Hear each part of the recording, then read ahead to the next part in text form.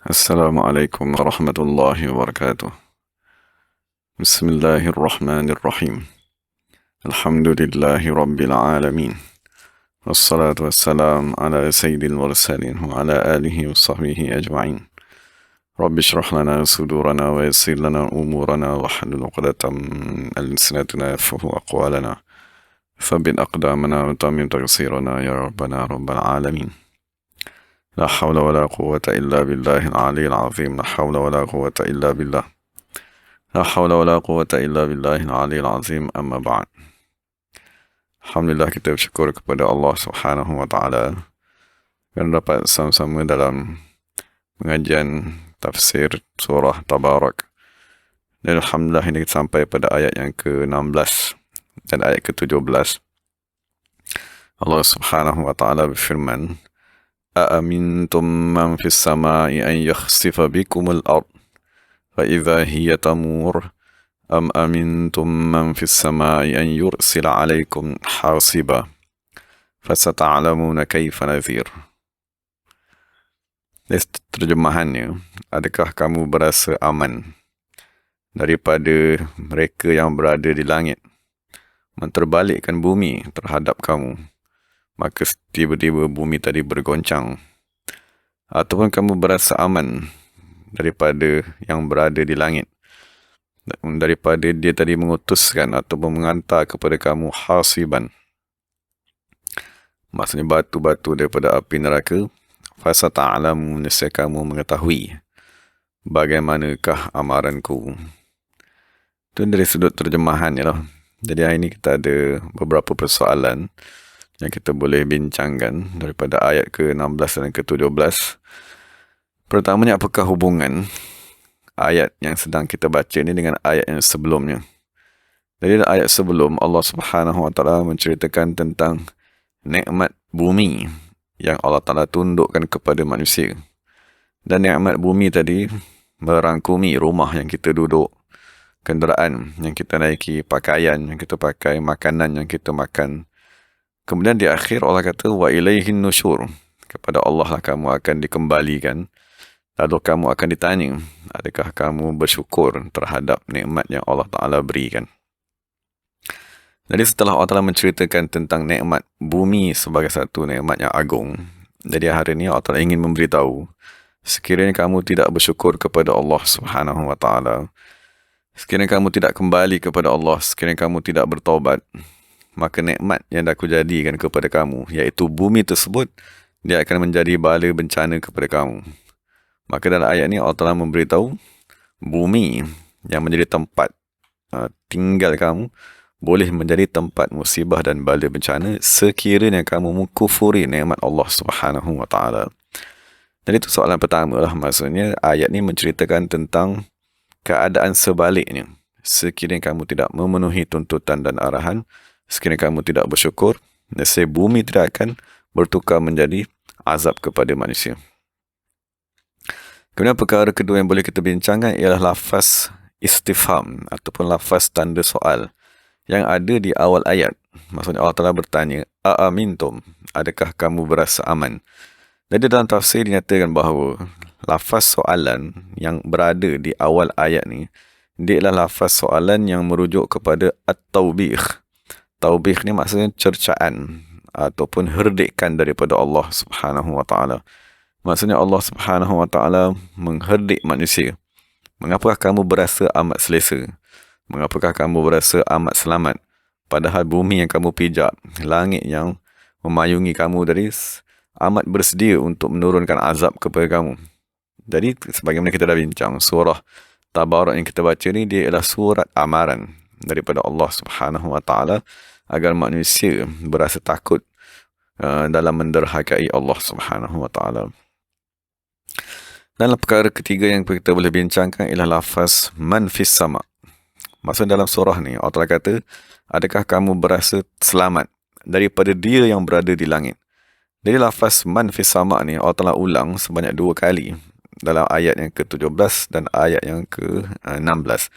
Jadi persoalan ke siapakah yang dimaksudkan yang berada di langit, yang kamu tadi berasa terselamat daripadanya? Jadi ada beberapa pendapat. Pertama sekali yang dimaksudkan dengan yang berada di langit tadi ialah malaikat. Maksud adakah kamu tadi berasa selamat daripada malaikat-malaikat yang berada di langit daripada mereka tadi menurunkan azab kepada kamu?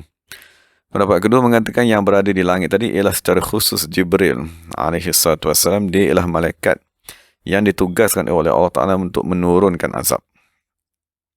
Dan setengah pendapat mengatakan yang dimaksudkan dengan siapakah yang berada di langit tadi, yang dimaksudkan ialah Allah Subhanahu Wa Ta'ala sendiri.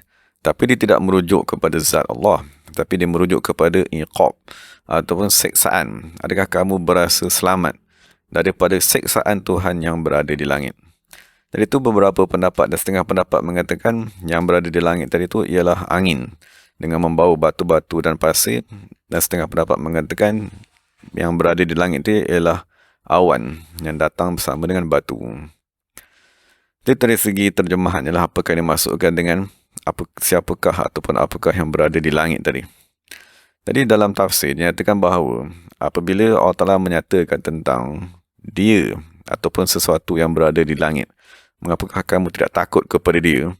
Maka di sini ada satu permasalahan, iaitu terdapat satu kumpulan manusia, iaitu Al-Musyabbihah. Mereka berhujah dengan ayat ini mengatakan bahawa Allah Subhanahu Wa Ta'ala mempunyai tempat, dan tempat Allah Subhanahu Wa Ta'ala tadi berada di langit.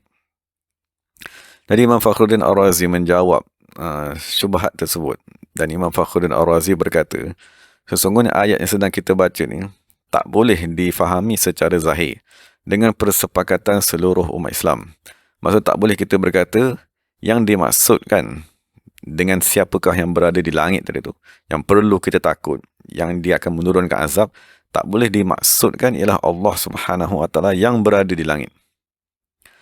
Kerana Imam Fakhruddin Ar-Razi berkata, sekiranya dimaksudkan Allah tadi berada di langit, maka Allah Subhanahu Wa Ta'ala akan diliputi oleh langit tersebut. Dan nescaya apabila langit meliputi Allah Subhanahu Wa Ta'ala, maka Allah akan lebih kecil daripada langit. Dan kita maklum bahawa langit, walaupun langit tadi 7 lapis amat besar, tetapi langit tadi dia lebih kecil daripada arash Allah Subhanahu Wa Ta'ala dengan perbandingannya amat banyak. Maka Imam Fakhruddin Ar-Razi dia kata, maka mestilah Allah Subhanahu Wa Ta'ala tidak akan menjadi satu benda yang kecil jika dibandingkan dengan langit, dan jika dibandingkan dengan arash itu sendiri, maka perkara tersebut mustahil dengan persepakatan umat Islam. Dan Allah Subhanahu Wa Ta'ala berkata juga dalam surah Al-An'am ayat 12, katakanlah wahai manusia, liman ma fis samawati wal ard, siapakah yang memiliki langit dan bumi? Jawapannya, qul lillah, sesungguhnya bagi Allah Subhanahu Wa Ta'ala. Jadi Imam Fakhruddin Ar-Razi berkata, kalau Allah Subhanahu Wa Ta'ala tadi berada di langit, nescaya Allah Ta'ala tadi memiliki dirinya sendiri. Maksudnya dia memiliki dirinya yang berada di langit, kerana langit tadi dimiliki oleh dirinya. Wa hadza muhalun, maka perkara tersebut ialah satu perkara yang mustahil. Maka kita maklumlah bahawa ayat ini wajib dipalingkan daripada makna ni yang zahir, dan ayat tadi wajib ditakwil. Dan cara mentakwil ni ialah kita maksudkan bukan Allah yang dimaksudkan berada di langit, tapi yang dimaksud ialah kerajaannya, keagungannya, ataupun azab siksaannya ialah yang akan turun daripada langit tersebut. Sebagaimana langit tadi adalah juga tempat untuk turunnya rahmat daripada Allah Subhanahu Wa Ta'ala. Nah, persoalan seterusnya boleh kita bincangkan, berapakah bentuk azab yang dinyatakan dalam ayat ke-17 dan ayat ke-16 ni. Jadi daripada dua ayat ni terdapat dua bentuk azab yang dinyatakan oleh Allah Subhanahu Wa Ta'ala. Pertama ialah goncangan bumi. Jadi yang dimaksudkan dengan bumi bergoncang tadi, jadi dia ada beberapa pendapat, antaranya daripada tafsir Ibn Abbas radhiyallahu anhuma. Dia berkata yang dimaksudkan dengan bumi bergoncang tadi ialah bumi tidak akan berpusing. Maksudnya bumi tidak akan berputar, menenggelamkan manusia tadi sehinggalah kepada langit ke-7 yang paling bawah sekali. Sebagaimana bumi tadi berpusing menenggelamkan Qarun dan seluruh harta-hartanya. Jadi itu makna pertama yang dimaksudkan daripada lafaz bumi bergoncang. Dan daripada Ubay bin Ka'ab radhiyallahu anhu, dia berkata, gempa bumi tidak berlaku melainkan daripada 3 sebab sahaja. Pertama ni ialah pandangan Allah Subhanahu Wa Ta'ala dengan kehebatannya kepada muka bumi. Maksudnya Allah memandang dengan pandangan jalal. Maksudnya Allah memandang dengan pandangan keagungannya. Maka bumi berasa gemetar, lalu bumi tadi bergoncang. Itulah sebab pertama. Dan sebab kedua, sama ada likasrati dhunubi bani Adam. Kerana terlampau banyaknya dosa-dosa manusia. Dosa anak Adam menyebabkan bumi juga bergoncang. Dan terakhir sekali dia kata, imma litaharrukil hut allati 'alaiha al-aradun as-sab' ta'diban lil khalqi wa tanbihan. Dan sebenarnya kita dah bincangkan sebelum ni, satu pendapat mengatakan bahawa dasar bumi tadi berada di atas satu ikan yang amat besar, dan apabila ikan tadi bergoncang akan menyebabkan keseluruh lapis tanah tadi akan bergoncang, dan tujuannya ialah ta'diban lil khalq, untuk Allah Ta'ala tadi mendidik, menegur manusia dan memberitahu ada kesilapan yang telah mereka lakukan. Jadi itu pendapat pertama yang dimaksudkan dengan siksaan tadi ialah Allah Ta'ala akan menggoncangkan bumi tempat tinggal manusia tadi.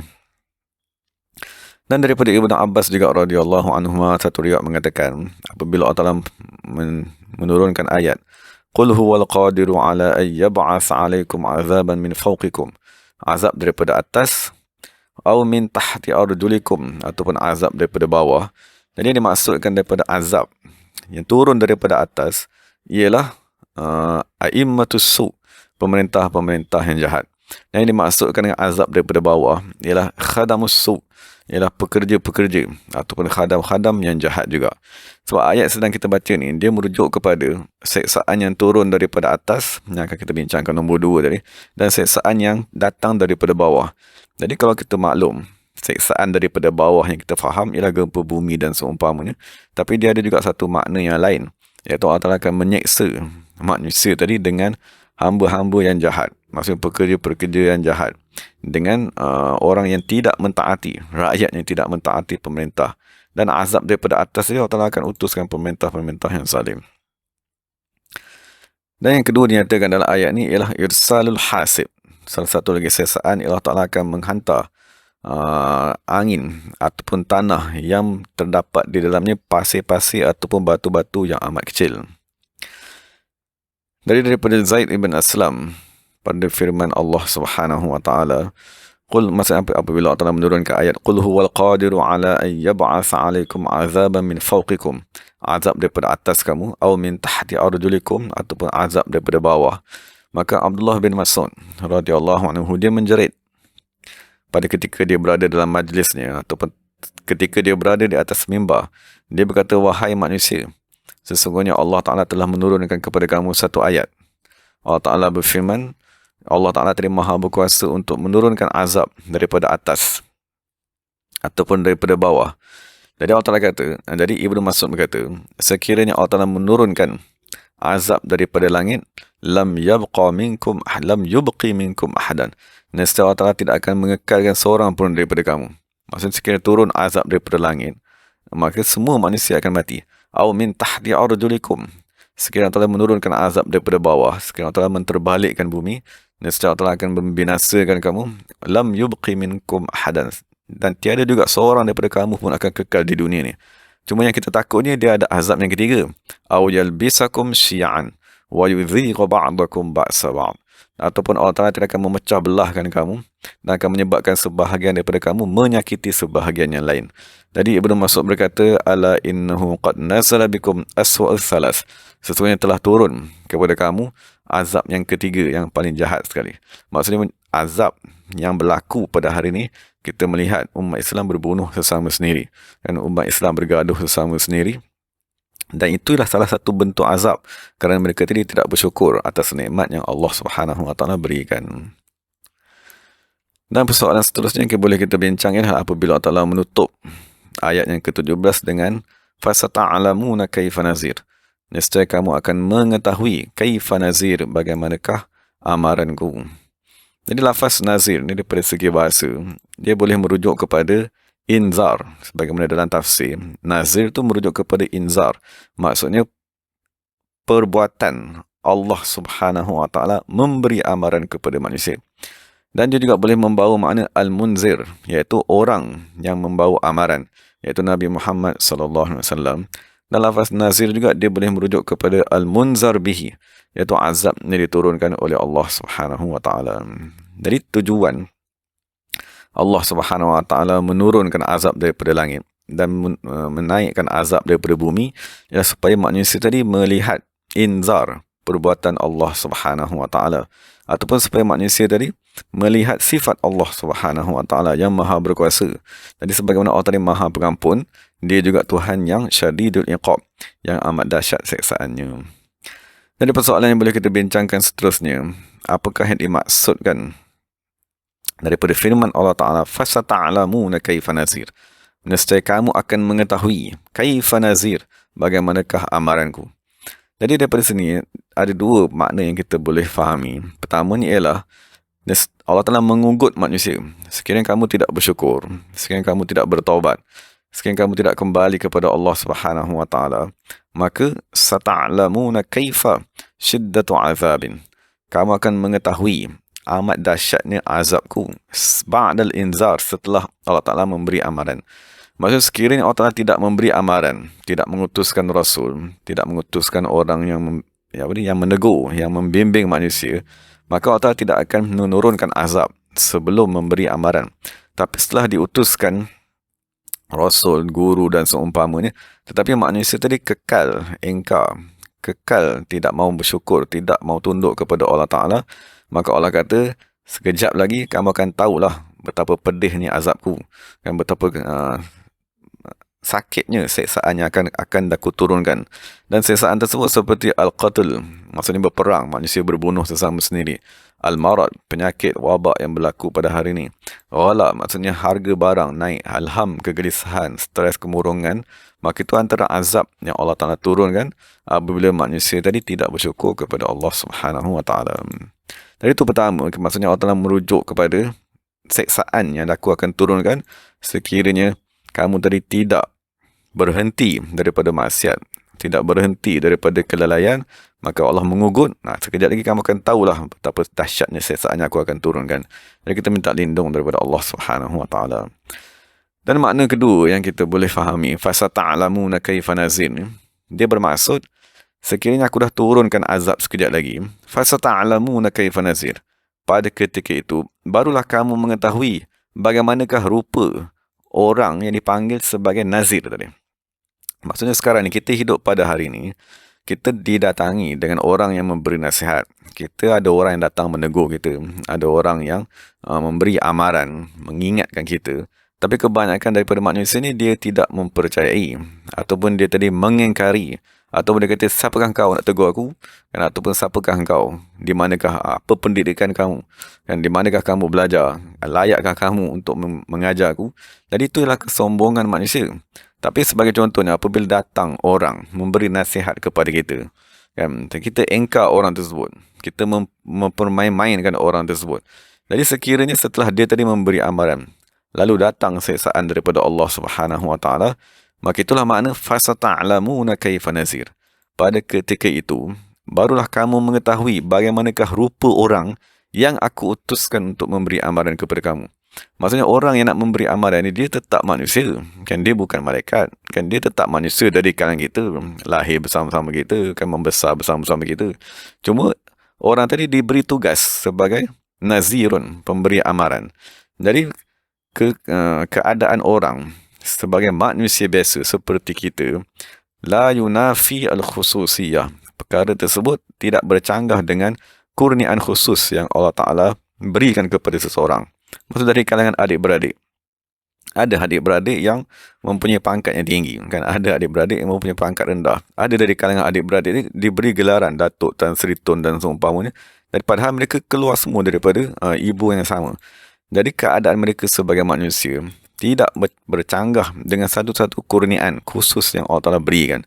Jadi Allah Ta'ala kata, sekiranya datang orang memberi amaran, memberi peringatan, kita tak pedulikan, kita engkar, kan, maksudnya kita menganggap perkara tersebut tak penting dalam hidup kita, maka apabila Allah Ta'ala turunkan azab setelah dia memberi amaran, maka pada ketika itu barulah fasata'lamuna kaifa nazir, barulah kamu mengetahui macam manakah rupa orang yang dipanggil sebagai nazir tersebut. Dan itu ialah ugutan daripada Allah agar kita tidak mengingkari dan merendahkan dan memerangi manusia-manusia yang mengajarkan agama, mengajak manusia kepada Allah Subhanahu wa taala. Dan soalan seterusnya dan soalan terakhir tadi ialah apakah keamanan kepada ahli bumi? Sebab Allah Ta'ala kata, a'amintum, adakah kamu tadi boleh berasa aman? Ataupun adakah kamu tadi boleh berasa selamat daripada seksaanku yang berada di atas kamu dan seksaan yang berada di bawahmu? Jadi, apakah keamanan? Apakah perkara yang boleh memberikan keamanan kepada kita? Maka ada beberapa perkara lah yang dinyatakan. Pertama sekali ialah istighfar. Beristighfar, mohon ampun daripada Allah Subhanahu wa taala. Sebagaimana Allah Taala nyatakan dalam surah Al-Anfal ayat 33, "Wa ma kana Allahu liyu'adzibahum wa anta fihim." Nescaya Allah Taala tidak akan mengazab manusia wa anta, selagi mana kamu wahai Nabi Muhammad fihim, berada bersama-sama mereka. Kerana Nabi Muhammad SAW ialah rahmat. Jadi kewujudan zat Nabi Muhammad ialah rahmat, maka rahmat itu akan menjauhkan azab. Yang kedua, wa ma kana Allahu mu'adzibahum wa hum yastaghfirun. Nescaya Allah Ta'ala tidak akan mengazab manusia wa hum yastaghfirun, selagi mana mereka tadi beristighfar. Kerana dalam tafsir dinyatakan tiada dosa yang berkekalan sekiranya manusia tadi beristighfar, dan tiada perlu azab daripada Allah Subhanahu wa taala kerana dosa sudah pun tiada pada sisi manusia tersebut. Dan daripada Abi Musa al-Asy'ari berkata, sesungguhnya Rasulullah SAW bersabda, sesungguhnya Allah Ta'ala menurunkan kepadaku dua keamanan kepada umatku. Iaitu Allah Ta'ala berkata, Allah Ta'ala tidak akan mengazab kamu selagi mana kamu, wahai Nabi Muhammad, berada bersama-sama mereka. Dan Allah Ta'ala tidak akan mengazab mereka selagi mana mereka beristighfar. Jadi Nabi SAW berkata dalam hadis ni, hadis riwayat Imam Tirmizi, apabila aku pergi meninggalkan kamu, nescaya aku akan mewariskan kepada umatku al-istighfar, amalan beristighfar ila yaumil qiyamati, sehinggalah hari kiamat. Jadi itulah pesanan Nabi Muhammad kepada kita. Sekiranya kita ingin menjauhkan segala bala yang menimpa, segala azab yang turun, segala ujian yang berlaku, maka kita memperbanyakkan istighfar, membaca astaghfirullahalazim, astaghfirullahalazim umpamanya. Dan Imam Al-Madaini berkata daripada sebahagian ulama, ada satu orang daripada bangsa Arab di zaman Nabi Muhammad SAW yang amat meninggalkan arahan, maksudnya membuat maksiat, melakukan pelbagai dosa, sehinggalah kewafatan Nabi SAW. Maksudnya apabila Nabi SAW meninggal dunia, maka serta-merta orang tadi berubah. Dia meninggalkan segala maksiat dia, kan, dia memakai pakaian ahli ibadat, dan dia terus memfokuskan diri kepada ibadat dan bertaubat kepada Allah. Maka orang tanya kepada dia, kalau kamu melakukan perkara ni di zaman Nabi Muhammad masih hidup, nescaya Nabi SAW akan gembira dengan kamu. Jadi orang tadi berkata, sesungguhnya aku mempunyai dua keamanan, dan satu daripada keamanan tersebut telah hilang dan tinggal satu lagi yang lain. Jadi orang bertanya, apakah dua keamanan tersebut? Keamanan yang pertama ialah kewujudan Nabi Muhammad bersama-sama kami. Jadi dia tahu kan kewujudan Nabi Muhammad akan menjauhkan bala siksaan Allah Subhanahu wa taala. Dan kedua dia kata, apabila Nabi telah tak ada, maka tiada lagi keamanan kepada diriku melainkan dengan beristighfar, memohon ampun daripada Allah Subhanahu wa taala. Itu keamanan yang pertama ialah beristighfar. Dan yang kedua ialah zikrullah, berzikir mengerti Allah Subhanahu wa taala. Hadis daripada Abdullah ibn Amr daripada Nabi Muhammad SAW, Nabi bersabda, inna likulli syai'in siqala. Sesungguhnya bagi setiap sesuatu tadi ada yang membersihkannya. Wa inna siqalatal qulubi zikrullah. Sesungguhnya membersihkan hati manusia ialah zikrullah. Wa ma min syai'in anja min azabillahi min zikrillah. Dan tak ada satu perkara pun yang lebih menyelamatkan manusia daripada azab Allah Subhanahu wa taala min zikrillahi, melebihi daripada berzikir mengerti Allah. Qalu, maka mereka bertanya, walal jihadu fi sabilillah. Berjihad, berperang, mengangkat senjata, mati syahid pun tak boleh melawan ke? Maksudnya tak boleh menahan bala nak turun ke? Nabi kata tak boleh. Walau an yadriba bisayfihi hatta yanqati'. Sekalipun dia pergi berperang dengan pedangnya sampai pedangnya patah, terputus dua pun, dia tetap tak boleh melawan kekuatan zikrullah dalam menjauhkan azab daripada manusia. Dan di dalam tafsir, maksudnya tafsir Imam Haqqi, dia menyatakan bahawa sesungguhnya rahsia daripada sabda Nabi Muhammad SAW. Maksudnya dalam hadis Nabi berkata, hari kiamat tidak akan berlaku. Sehinggalah tiada lagi manusia di bumi yang berkata Allah, Allah, Allah. Jadi dikata apabila terputus saja ahli zikir, kewujudan ahli zikir, maka itulah tanda turunnya bala kepada sesuatu kawasan. Jadi dia bagi contoh, dia kata sesungguhnya Nabi Muhammad SAW berada di Mekah. Dan apabila Nabi Muhammad keluar daripada Mekah, keluar daripada bumi Mekah, Dan ahli Mekah tadi kekal di atas syirik dan kekal di atas kedegilan mereka, maka Allah Ta'ala menurunkan kepada mereka bala yang amat besar. Apakah bala tersebut? Maksudnya kekalahan mereka dan kematian mereka di dalam perang Badar. Dan itulah yang berlaku sebagai contohnya. Dan dinyatakan sebagaimana akan berlakunya kiamat. Maksudnya kehancuran dunia ketika terputusnya ahli zikir yang berterusan daripada muka bumi. Dan sebahagian daripada ulama salaf berkata, orang yang berzikir di kalangan orang-orang yang lalai seperti orang yang memelihara sekumpulan binatang. Dia kata, jikalau tiada orang yang berzikir mengingati Allah dikala manusia-manusia sedang lalai, nescaya manusia tadi akan binasa. Dan Imam Hakim juga berkata, sesungguhnya manusia-manusia yang lalai, mereka tidak mengetahui kemanfaatan dan tidak boleh menilai, mengetahui, menghargai kewujudan ahli zikir tadi dan kebaikan untuk hadir bersama-sama mereka. Bahkan kebanyakan manusia memerangi mereka ataupun menyakiti mereka. Sekalipun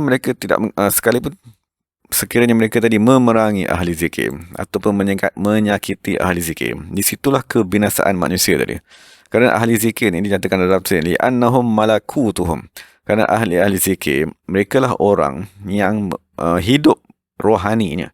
Dan apabila wabinqita'il malakuti wal arwah, dan apabila apabila ahli zikir tadi tak ada, maksudnya kerohanian sudah tak ada, maka kita kena yakin apabila roh tak ada, maka jasad yang zahir tadi akan binasa.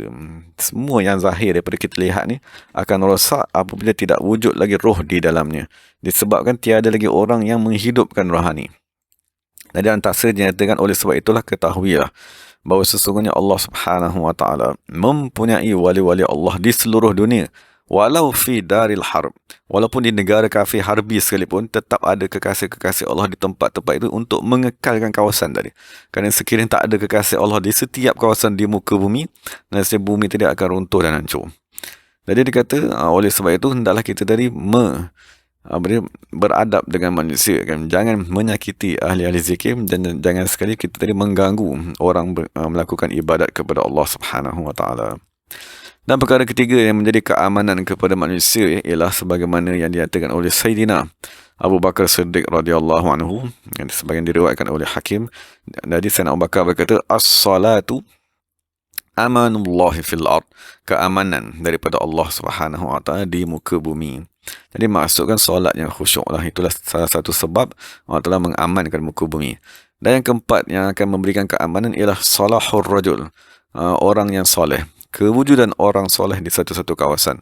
Sebenarnya diriwayatkan, innallaha la yadfa'u birrajulis salih an ahlihi wa waladihi wa man hawlahu. Sesungguhnya Allah Taala akan menjauhkan bala dengan sebab wujudnya orang yang soleh tadi. Allah Ta'ala akan menjauhkan bala daripada ahli keluarganya, daripada anak-anaknya, dan daripada semua orang yang berada di sekelilingnya. Dan perkara kelima yang akan menyebabkan bala Allah diangkat tadi ialah kewujudan makhluk-makhluk yang tidak berdosa.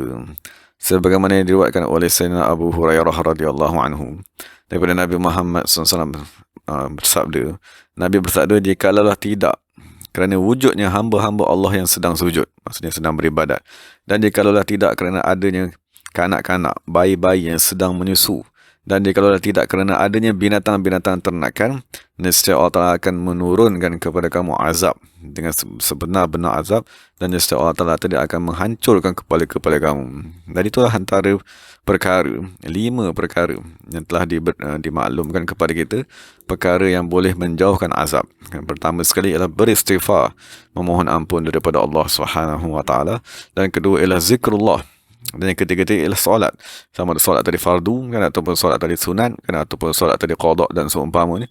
Dan yang keempat ialah kewujudan orang-orang soleh, kan, kewujudan kekasih-kekasih Allah di satu-satu kawasan. Dan yang kelima tadi ialah makhluk-makhluk yang tidak berdosa. Jadi kewujudan makhluk-makhluk yang tidak berdosa tadi, kan, anak-anak kecil, kan, orang-orang tua yang beribadat, kan, semua mereka tadi ialah rahmat kepada manusia. Jadi kita mohon daripada Allah Subhanahu wa taala agar umat Islam kembali kepada Allah Subhanahu wa taala, kembali bertaubat, meninggalkan kelalaian, meninggalkan dosa, beristighfar, memohon ampun, berzikir, bertahlil, menggabungkan dengan kembalinya umat Islam kepada Allah.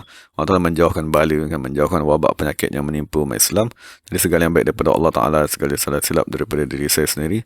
Wa aqulu qawli hadza wa astaghfirullahal azim li wa lakum wa lisa'il muslimin wal muslimat. Bismillahirrahmanirrahim. Alhamdulillahirabbil alamin. Wassalatu wassalamu ala sayyidil mursalin wa ala alihi wa sahbihi ajma'in. Rabbana zalamna anfusana wa illam taghfir lana wa tarhamna lanakunanna minal khasirin. Rabbana atina fid dunya hasanah wa fil akhirati hasanatan wa qina adzabannar wa adkhilna jannata ma'al abrar. Aziz sattar ya ghaffar ya rabbal alamin. Sallallahu ala sayyidina Muhammadin nabil ummi wa ala alihi wa sahbihi wasallam. Subhana rabbika rabbil izzah amma yasifun wa salamun ala mursalin walhamdulillahi rabbil alamin. Taqabbalallahu minna minkum. Terima kasih kepada sahabat-sahabat semua. Assalamualaikum warahmatullahi wabarakatuh.